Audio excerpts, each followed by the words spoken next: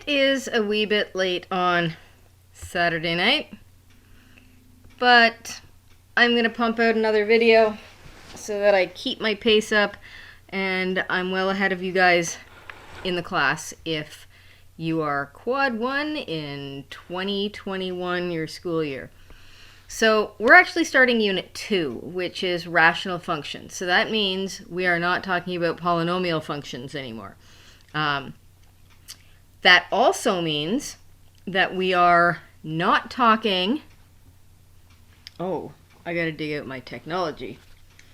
That means we're not talking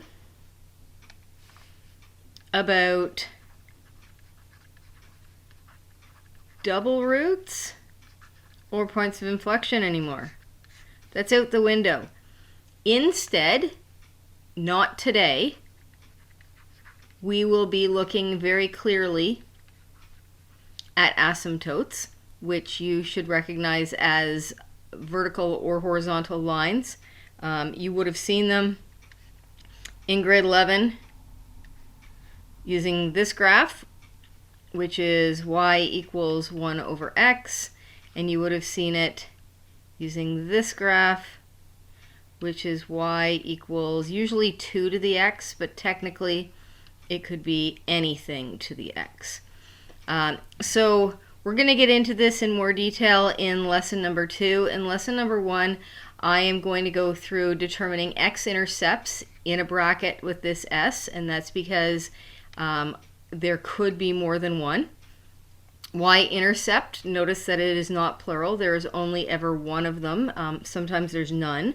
And we're going to talk about domain. That is the same domain and range you may have talked about in grade 10 or grade 11. Now, I am doing way more today than I'll be expecting of you on your homework sheet or your suggested question sheet.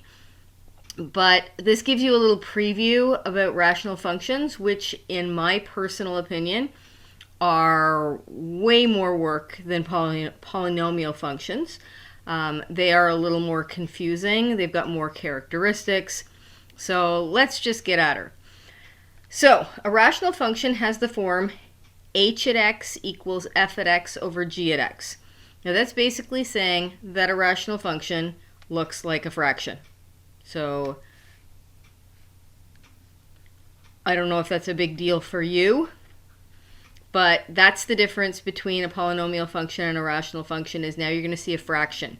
Now the thing is, the f at x, so the function that ends up on the top, and g at x, the function that ends up on the bottom, they look like polynomials on their own. And what's super necessary is that your denominator cannot equal 0, and that's because you're never allowed to have a denominator equaling 0.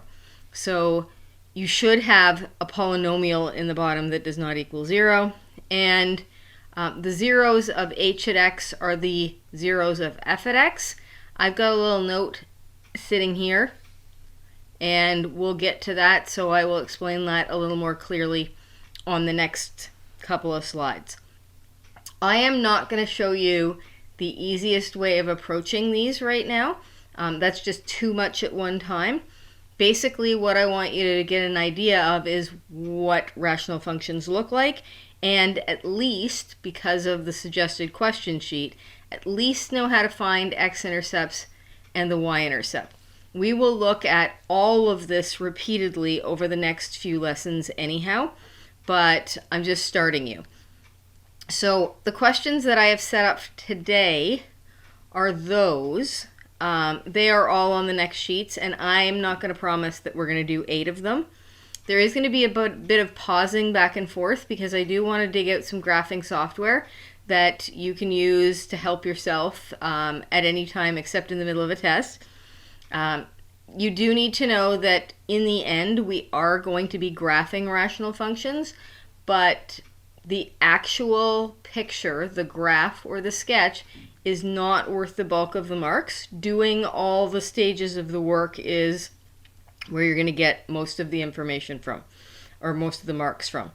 So we're going to start with this. Some of the stuff like domain might be fuzzy. You shouldn't really have any problems with X and Y intercepts because we've just finished that with polynomial functions and the steps are the same. So we're going to look at this one first. So I just cut and pasted them individually so I have tons of room to work. I am eventually going to cut and paste the picture in here. We're going to take a look to see if our characteristics match the picture that I get off the graphing software. I'm going to try to color code this stuff as well. So the first thing I want to do, and I'm going to put this in red every time, and hopefully saying that out loud means I'll actually do it. We're going to find the X-intercepts. So hopefully you remember from Unit 1 that to find the X-intercept, you let the y equal 0, and f at x is a fancy way of saying y. So you end up with this. Now, because my right-hand side is a fraction and my left-hand side is not, I'm going to put that over 1, and then we're going to cross multiply. And something really fancy happens here every single time, and I will mention it in the second one, not this one. But know that I do have something to say. So if I cross and multiply in that direction, it's 7 equals, if I cross and multiply in that direction, I'll have 0 times I don't care is 0. And if you try to solve for x in this statement, you'll not succeed because there is no x. 7 does not equal 0. You come out with an absolutely incorrect statement. So that means for this particular question, you actually have no x-intercepts. The next thing I'm going to do is I'm going to find the y-intercept, and I'm going to do that in purple. So the y-intercept, we let x equal 0 every time, just like polynomial functions. That will never change no matter what kind of function you have. So that'll be f at 0 equals 7 over x plus,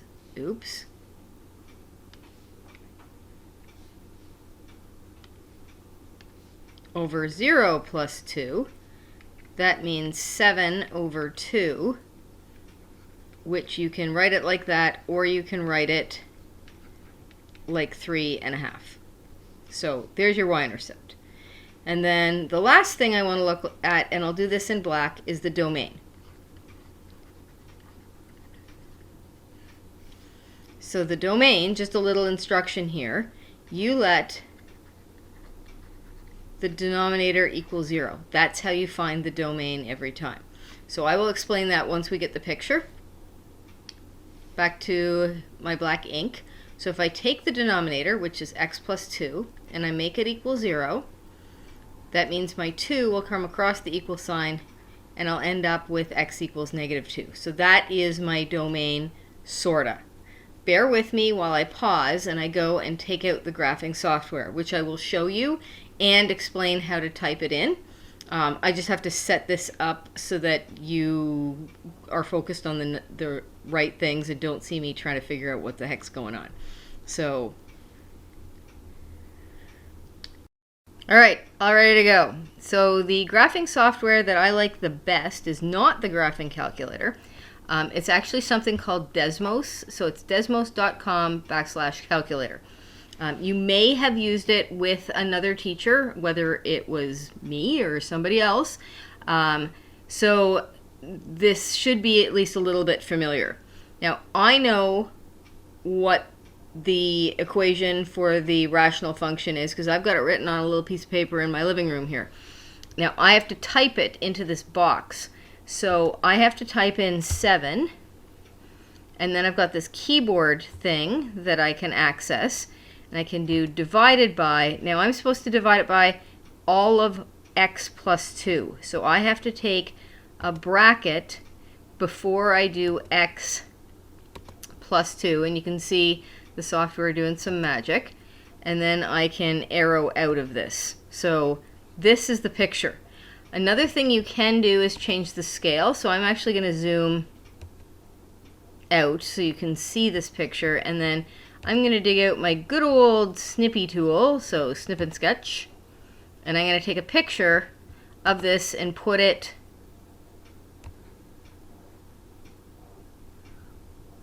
in the note. Little pause. So I'm glad I did the pausing because I had to fix a bunch of stuff and move this over. Now let's look at this picture in a bit of detail. So the first thing I'm going to expect you to do when you draw your grid is to label your x and y axis. And that's because we have these asymptotes that are going to appear, and I need to know the difference between your x and y axis and your asymptotes. So they need to be labeled. You're going to need to label a lot of stuff. So the first thing I want to draw your attention to is that this is your y-intercept. That's where the curve passes through the y-axis. And if you check, that's at 1, 2, 3, and not 4, so that's the 3.5 that we found. So I can label that. Either with 0, 3.5 or 0, 7/2. Now if you notice, there is actually no x-intercept, and that is because there is an asymptote sitting right there. And there's actually another asymptote, and the asymptote is sitting right here. And I know that because that is the information that I get from the domain. So I'm just going to label both of those things, and I usually choose green for my asymptotes. This is x equals -2, and this will be y equals 0. So that's a double label, that's a single label, and a different label for your y-axis. That's why it's so important to label everything. Now, x equals -2 is actually the name of the vertical asymptote. Asymptote because it's dashed, and it is not being touched or crossed, and it's labeled in the positive, meaning using an equal sign. But if you take a look at this picture and try to remember what domain was in grade 10 or 11, domain is the list of x's that this picture will touch. So it's got all these x's out here, and I can't even see what that is. -20, -15, -10, -5, if it's even got something at 0 and 5 and 10. It's got all these things all these numbers that you can use for x's, but the one you can't use is -2. So what you have to do to fix your domain is you have to say, okay, I'm allowed every single number except -2. So when you label the asymptote, you label it in its positive. When you state domain, you label it in it's negative, meaning that you use a not equal to sign rather than an equal to sign. So there's our first picture. I'm going to pause and get this ready for the second picture, second graph, which is this one. So bear with me. All right, time for the second one. Exact same steps. So believe it was red for x-intercepts. So x-intercepts, you tell me you're doing it, you tell me what you're going to do, and then you do it. Now, what will happen every time is you'll need that over 1 if you personally need it. It'll happen anyhow. And then you can cross, and I always cross in this direction first, so 1 times x is x. And then I cross in the other direction second, and 0 times anything is 0. So we actually have an x-intercept now in this question, and it's 0. Now I want to flop back to the first page, because what I want you to notice is there was this little line here, and I said I'd come back to it in a second, and that is the zeros, the x-intercepts of the entire rational function are the exact same as the zeros of f at x. So they're exactly the same as the zeros of the numerator. And then I made a little red comment down here that says mention the top of the rational. So what I want you to know is that when you do the x-intercept, you'll always have 0 times the denominator, so the denominator will disappear, and it's your numerator that you work with every time. So the x-intercept gets you to work with the numerator, your domain gets you to work with the denominator, and your y-intercept gets you to work with the whole thing. The same thing's going to happen here. Your numerator gives you your x-intercept, eventually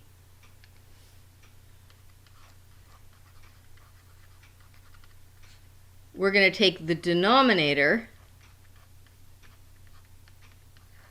for the domain, and just because I don't want to really mess with my order too much,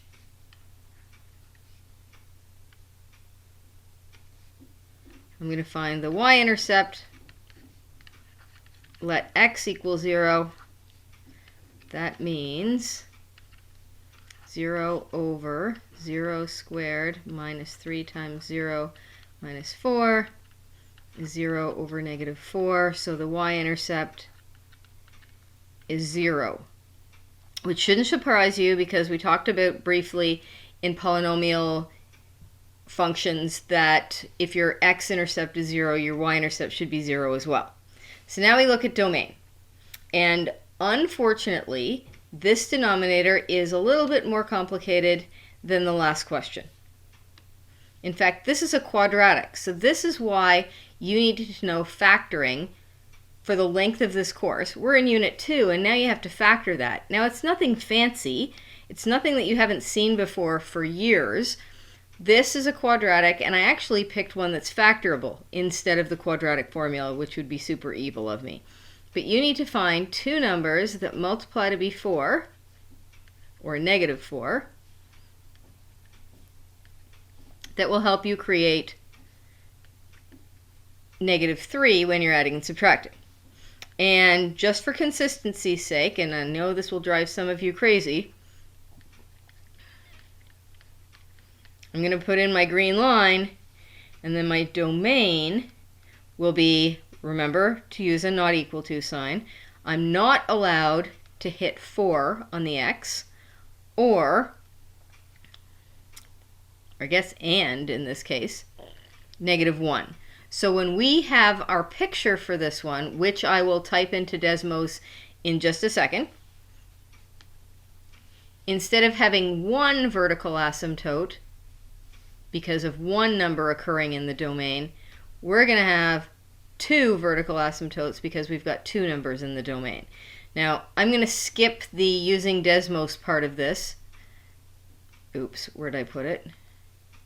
I'm going to skip the using Desmos just to cut it out. I'll type it in here. I'll cut and paste it. I'll come back. I'm going to pause for a second. Okay, I just wanted to show you Desmos for a second because you'll notice here that I did have to wrap the denominator back in a bracket, and I do want you to know that you have a squared button specifically, and then you've got an any exponent button here. So I don't know what happened there. I'm going to hope that it disappears. And let's go back to the note. The heck? Okay, so here's the picture. Now I do want you to know that this graph is not 3 graphs. It's one graph that just happens to have 3 parts to it.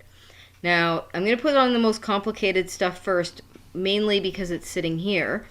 I should have an asymptote at x equals negative 1. Now there is no graphing software that will let you not have that asymptote touch the curve, especially when it gets super tight. So if I actually zoomed in on this, you would not have the blue curve touching this asymptote.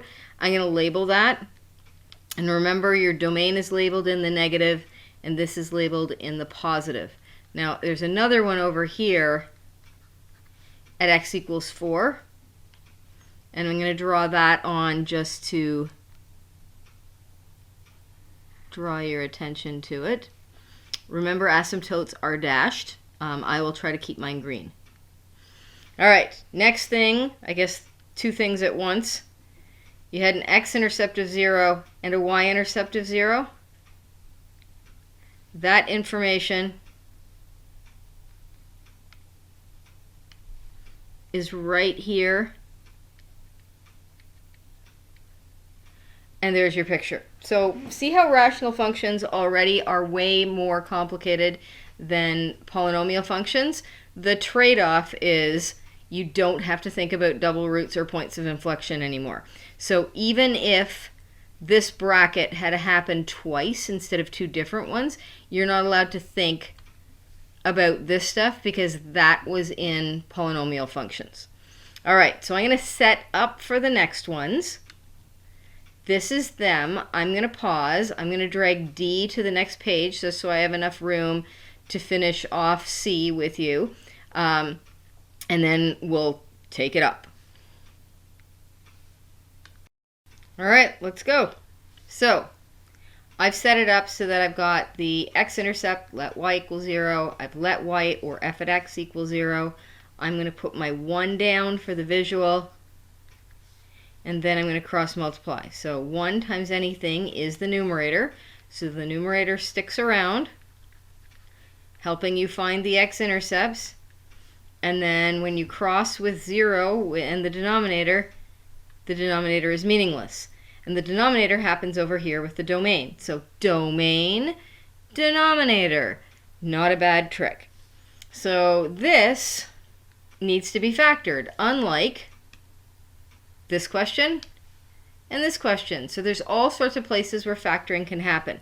So this is, I hope, a complex trinomial. So I need to find two numbers that multiply to be 2, two numbers that multiply to be 3,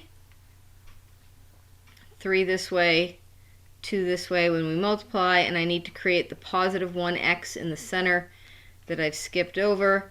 So my two brackets are 2x plus 3 and 1x minus 1, still equaling 0. To annoy you, and to make sure I don't screw up in public, even though it's not a guarantee,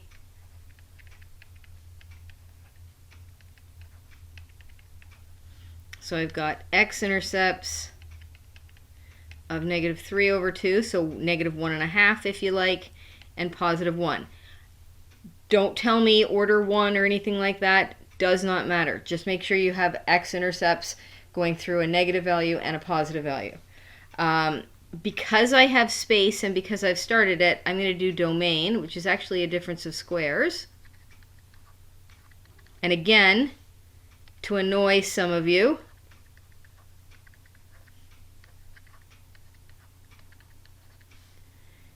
and the domain answers, and I realize I've got equal signs and then bam, magic turning it into a not equal to sign, but that's okay.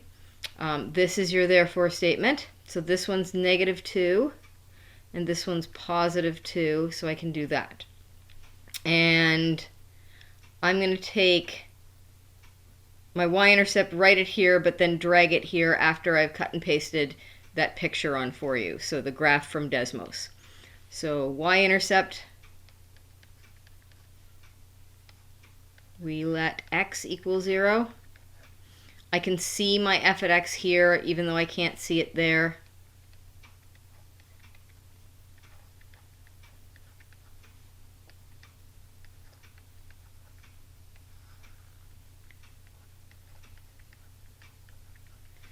And you end up with negative 3 in the numerator and negative 4 in the denominator. So if you prefer a decimal over a fraction, it would be 0.75 or 3/4, but it would have to be positive. All right, so I'm going to take a little break and come back with the graph.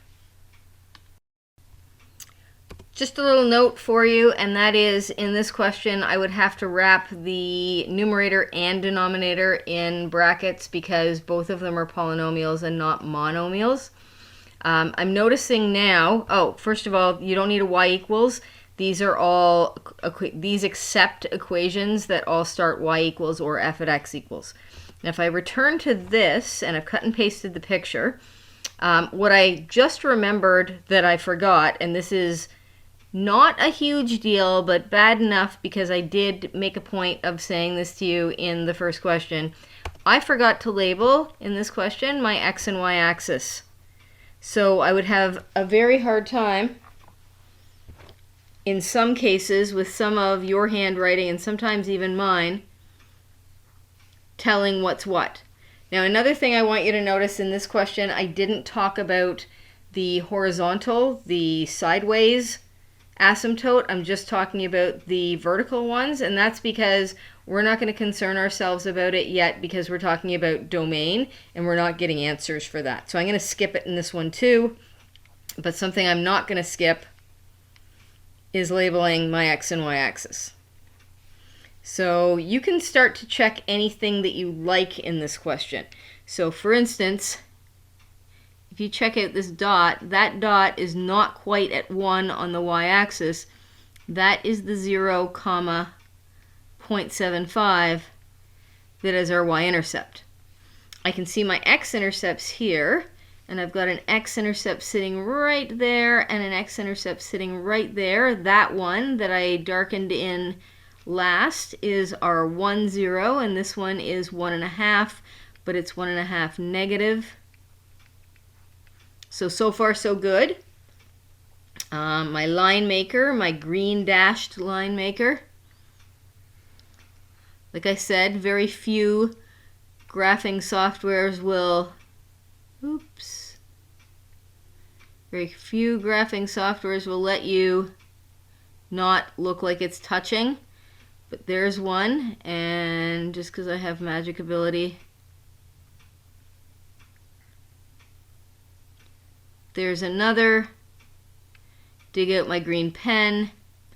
This is the x is equal to -2 vertical asymptote, and this is the positive. And just to go over why these are positive and these are negative, this is you labeling the dashed line, so saying what it is, and this is saying the values that you're not allowed to have. So if I scan across this picture, I've got values for x, values for x, values for x, values for x, skip over that, more values for x, skip over that, more values for x. So I've got a value for x every single spot, except I have to hop over the spot where x equals -2, and I have to hop over the spot where x equals 2. So next question. I'm going to pause and set this up. This is not a very nice question before you maybe try to tackle it yourself. There is something you're going to have to notice, and I have a feeling that you, like me, aren't going to notice it in time, and I want you to save a lot of time in these questions, if possible. So we will deal with how to catch this probably tomorrow. I guess probably lesson 2 or lesson 3, but there is a solution to what's going to happen as far as a problem-solving issue in this question. So as I set up, I'm pausing.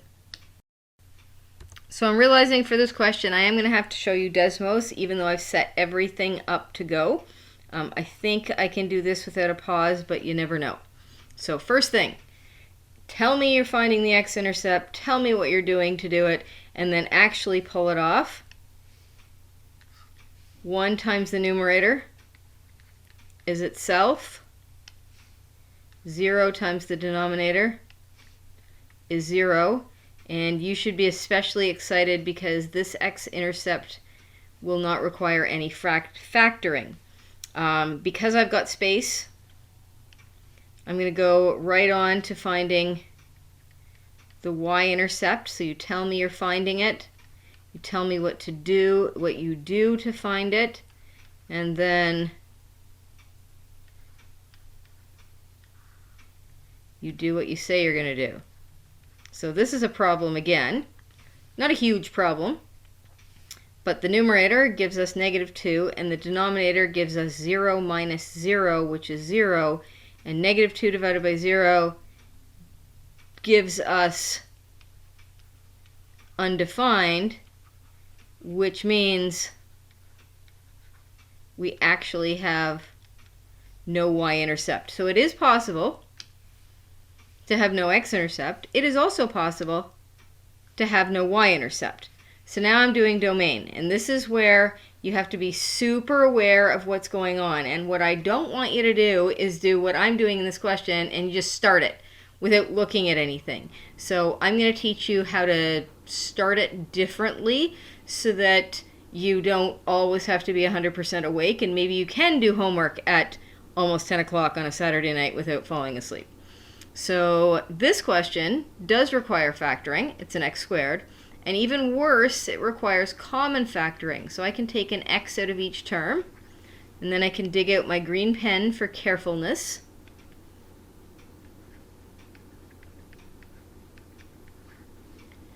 And then I can tell you that the domain is that x can't equal 0, and it also can't equal positive 2. So, do you see what you're supposed to notice? Let me pull it down. Actually, it doesn't really matter because it doesn't happen in the Y-intercept. Do you see it? Do you see it? Huh? Do you see it yet? Yeah, it's really, really hard to notice. So this is what I want you to be able to see. I want you to be able to see that the domain says that you can't have x equals 2.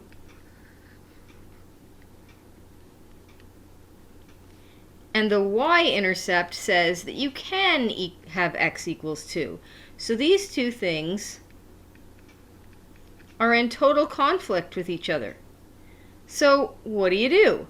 Well, the honest answer is that you owe me a little bit extra of a therefore statement. And that is that you have to tell me that in this particular question, you are going to have a domain of x can't equaling 0 and 2. You have a Y-intercept that in this case doesn't exist, which doesn't always happen, as you now know. But the thing is, if these two things are in conflict with each other, domain wins every single time, because you can't have a denominator that equals 0, no matter what this says. So that means I actually get to tell you that this is complete garbage, just this one. So if there was a list of 5 of these, 4 of them would count. But we actually have no X-intercept either, because this annihilates your X-intercept, and that's really tough to notice. And I don't want you to have to notice that. So I'm going to give you a different way to start this eventually, knowing that the suggested questions just have you finding X and Y-intercept, and I'm throwing in domain just for kicks, and I'm throwing in the picture today just for kicks. So that little cloud bubble is what our picture should look like. So I've got the picture here. I raced ahead with Desmos. So if you take a look, there is no Y-intercept because there is an asymptote sitting there. And even worse, this asymptote, which is x equals 0, is lying right on the y-axis, which is doubly why you're supposed to label those things. We have no X-intercept. In fact, there is an asymptote sitting there that we will talk about someday. But the problem is, I've said that x can't be 2, and it looks like it's fine. But I'm going to switch you to Desmos for a second. And I want you to notice, or know what Desmos does. Now, I do want to stress to you that you can get Desmos as an app on your phone. I know I had it on my phone, and then I got rid of it because, hey, I needed it for pictures and music, so I needed the space. Desmos took a hit, and I also know that I'm not going to use it when I don't have Wi-Fi. So here's what you can do with Desmos. You can pick any point on the curve and find its exact value. So that spot right there is 0.5, 2. If I pick another one, that one is 5, 0.2. Negative 0.253, negative 3.953. So you can get values by plunking your cursor exactly where you need it to be. Now what about 2? So here's x equals 2. I'm going to go up to the curve.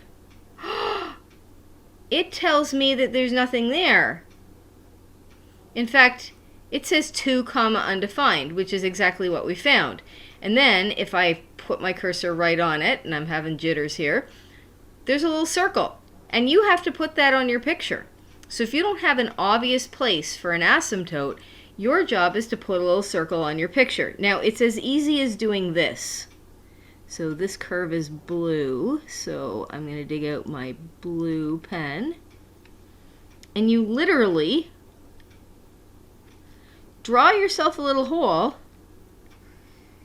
and put it where you need it to be. Now I know that seems like it's faking a little bit, but meh, it's not really.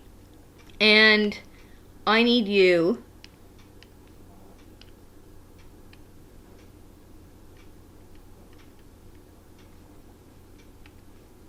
to label that hole just like you label a vertical asymptote. Now, I don't want you to have to check for conflicts, so I'm going to give you another approach to this. You're welcome. So let's see what I've got left on this. Here are 2 more questions, and we are going to look at both of them briefly, but this one full scale. So I'm going to drag, oh, I can't. I'm not that smart at all. So I'm going to eventually cut and paste this one onto the next sheet, and we're going to start with this one. So give me a sec. I'm going to do all my Desmos magic, do the cutting and pasting. You can start these if you choose. That means if I go back to the original questions, I have skipped these 2. Okay, and that's just fine. So if you can't handle that we are doing A, B, C, D, G, H, then relabel this E and relabel this F and give these 2 a little scribble over so you don't have to look at them anymore. So, like I said, time for a little pause. Okay, I think I'm all prepped and ready to go. So here's question G. Yes, it's on the right instead of the left because I made a mistake in writing stuff down. So I'm just leaving it that way. So I've started with the X-Intercept where we let y equal 0, put the 1 down, and cross in this direction. That leaves me with, as usual, the numerator. And cross in the other direction leaves me, as usual, with 0. And hopefully you notice that x squared minus 25 is a difference of squares. So you will end up with x plus 5, x minus 5 is your 2 brackets, and you will eventually end up with x equals plus or minus 5. Now, I do want to go over that dangerous method again, which works because we have no b value. We've got an a value of 1, a b value of 0, and a c value of negative 25, if you felt like putting this into the quadratic formula. But the other way that you can do it, very dangerous, is this, where you think, oh, I'm going to square root that, and I'm going to square root 25, and I end up with 5, and then you miss half the answers, forgetting that when you take off a 2, you need the plus minus. So we end up having 2 x-intercepts. Y-intercept, let x equal 0. I've got it right there. So f at 0 equals 0 squared minus 25 over 0 minus 5. That's negative 25 over negative 5. I'm disclosing a little bit of my picture. So the y-intercept, negative 25 divided by negative 5 is positive 5. And finally, the domain. Now, it doesn't really matter about the y-intercept, it matters about the x-intercept. So I'm hoping there isn't a conflict now that I've mentioned this to you, but there might be. So I let the denominator equal 0, and I need no factoring, so that's exciting, and damn, there it is again.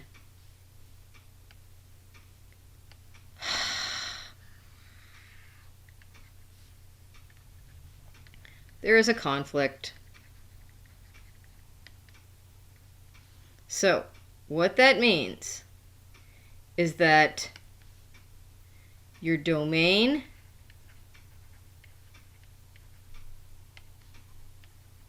is that, y can't equal 5.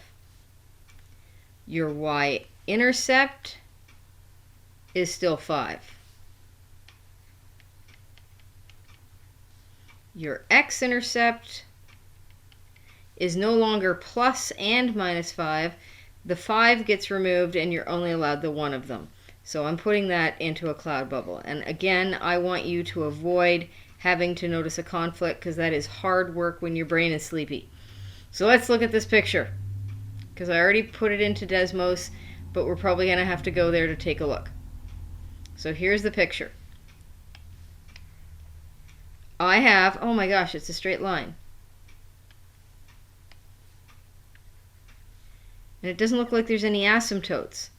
So I've got a Y-intercept of 5, and I've got an X-intercept of -5, and it is quite evident to me that there is not an X-intercept of 5 like we said there was. But that means that I should have that little circle thingy here. So I'm going to put the circle thingy here. And I'm going to mention that that is x equals 5. That's what it can't be. And I don't know if I mentioned this when we did this before, but there is a really, really mathy name for this circle thingy that I just did. And I hate to burst your bubble, but it's called a hole. So we have a hole at x equals 5, and you do have to specify the x equals. Now if I go look at Desmos,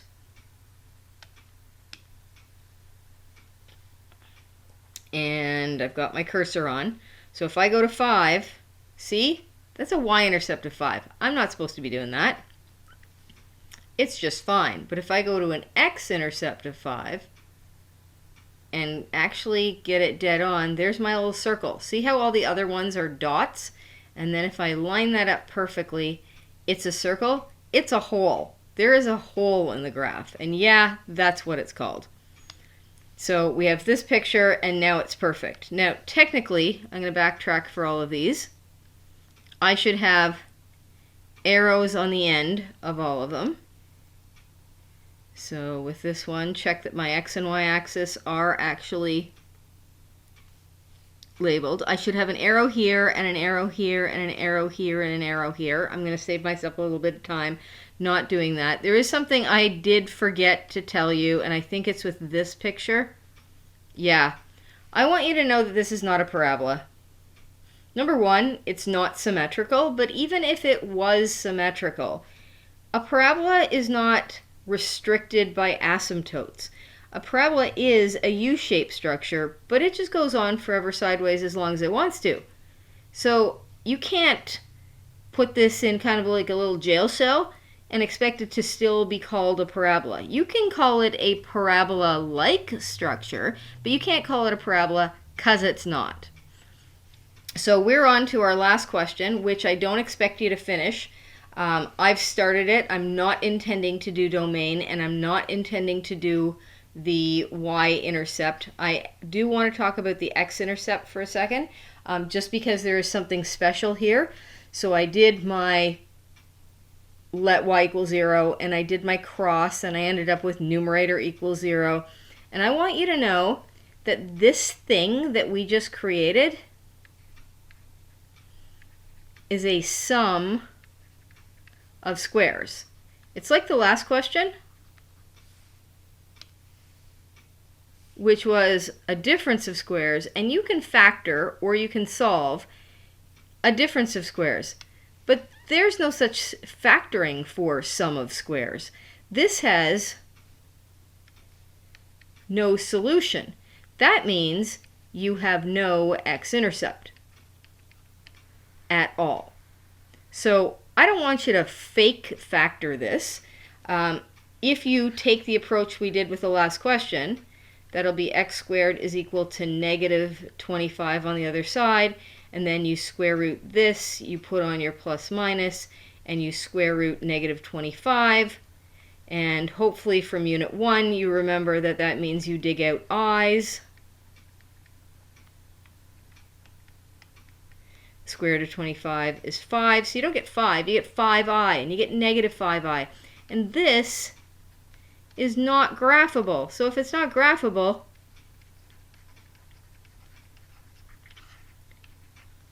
you get no x-intercept.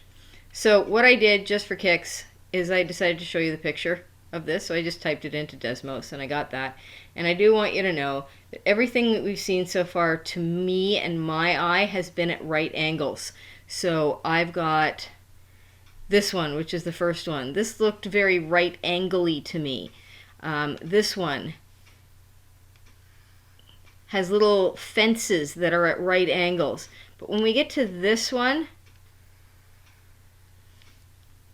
this might be on the up and down, but you've got something sitting here, and that's not at a right angle. So your fence isn't, your asymptote isn't at a right angle, and we look at that in a couple of lessons as well, just so you know.